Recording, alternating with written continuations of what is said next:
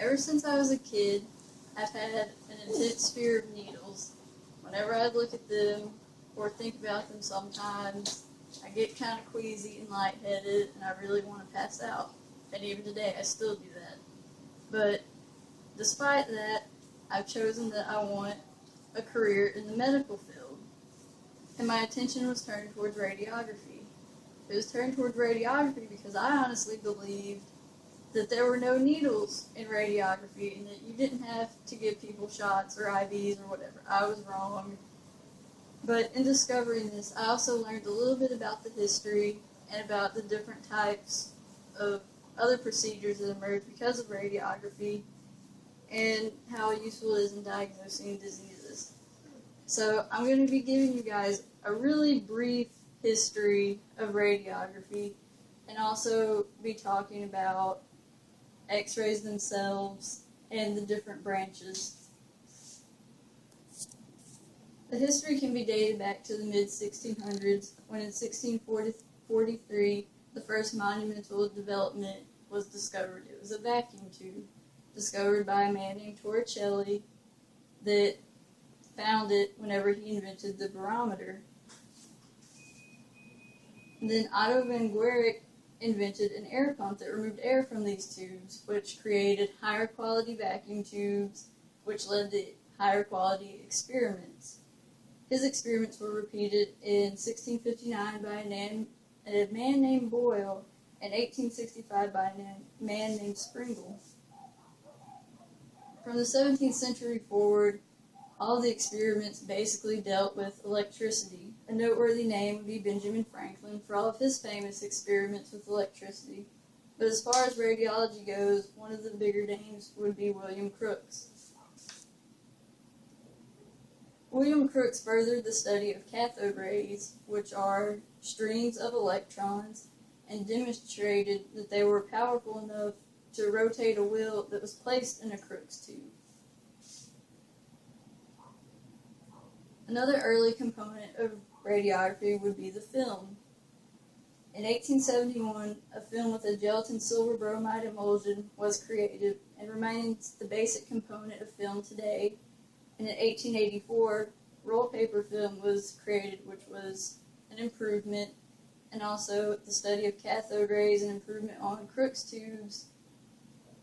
The basis for modern day radiology was set. But by far the most famous name in radiology would be Röntgen, who actually discovered X-rays on November 8th of 1895. He was performing an experiment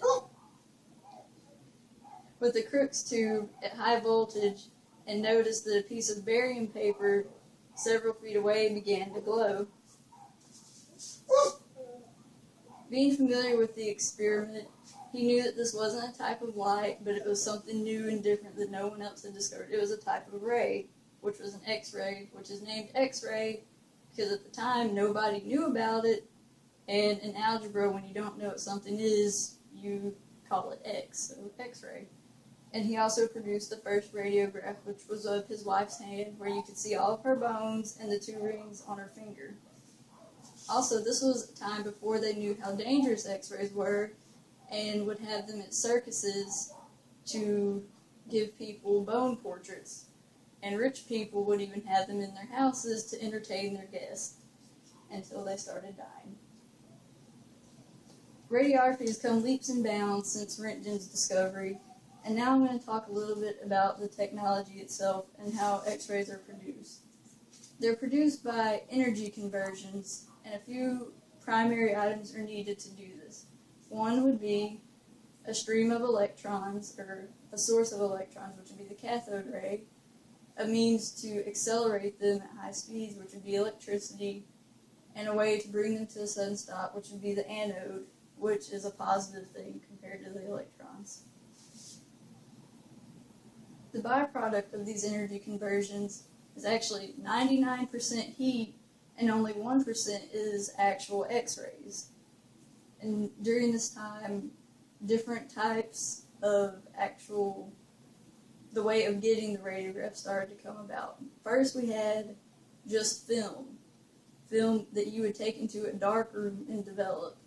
and it was really easy to mess up. And then they came along with an imaging plate and cassettes. Cassettes are these boards that squish the imaging plate, and whenever the electrons hit it, it actually stores the image until it can be read by a computer. And even higher technology would be direct digital radiography, where you take the x-ray and it is sent directly to the computer. Advancements in x-rays led to several other categories of techniques and things, and it's no surprise why radiology is so important in diagnosing diseases today. They're very important diagnostic tools and can provide vital information for doctors without being too invasive. There are a few exceptions. The most common procedure would obviously be x-rays, they produce a two-dimensional image, which is helpful in diagnosing some things but not others.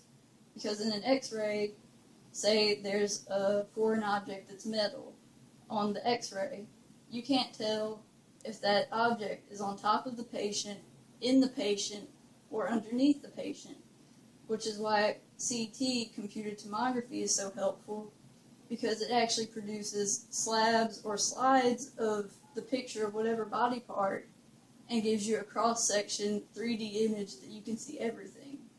An MRI is very similar to that, except it doesn't use radiation, it uses magnets, and the procedures take much longer to get the image.